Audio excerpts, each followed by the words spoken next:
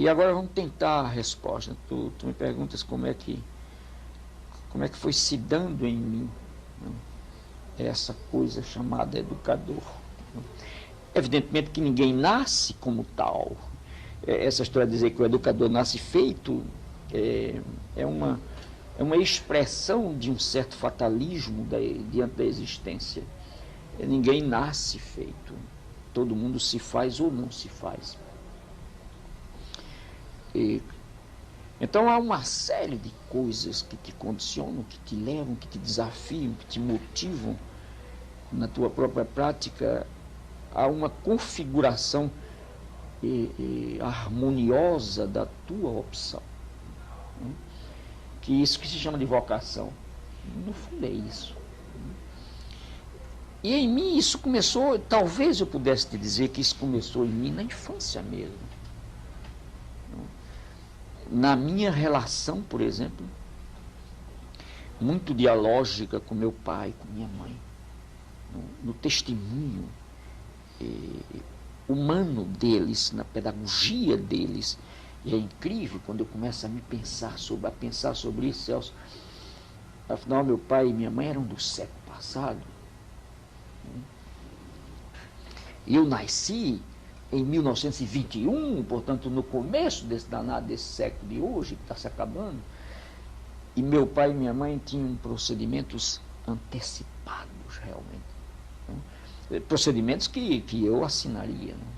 Enquanto pai também. Quer dizer, essa coisa me marcou muito, né? Como me marcou a maneira como eu aprendi com eles, como eu aprendi na minha primeira escolinha, etc. Agora,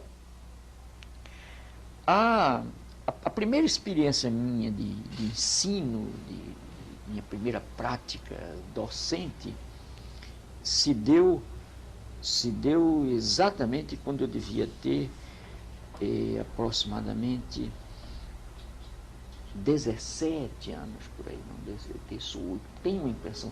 Às vezes a data escapa um pouco para lá, um pouco para cá, e que coincidiu com o momento em que eu comecei a poder comer mais, porque eu tinha passado uma fase de primeira infância, começo da segunda infância, muito dura com relação à capacidade, à possibilidade de comer.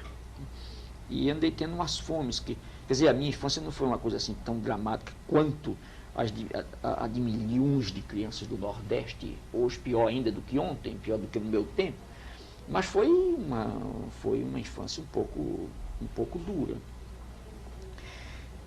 No momento em que eu comecei a comer mais, em função do trabalho que meus irmãos mais velhos, porque eu era o último da família, e na medida em que eles puderam, através do seu trabalho, trazer um pouco de dinheiro mais para casa, então eu comecei a comer mais. E quando eu comecei a comer mais, eu comecei a ter aquele deslumbramento, quer dizer, eu comecei a entender as coisas que eu não entendia antes.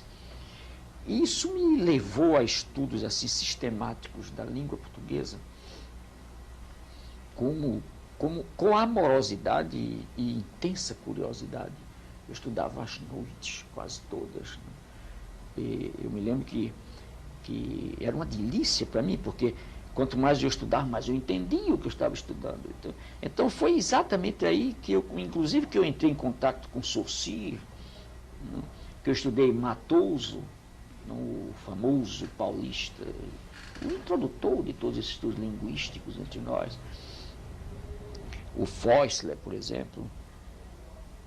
E aí eu comecei a dar aula de língua portuguesa, sabe? Particularmente, no começo, para ir ganhando um dinheirinho e dando minha cota também em casa. Não? Bem, esse começo do meu magistério particular, de aulinhas de 2 cruzeiros, de 5 cruzeiros na época, não? Ao mês, não?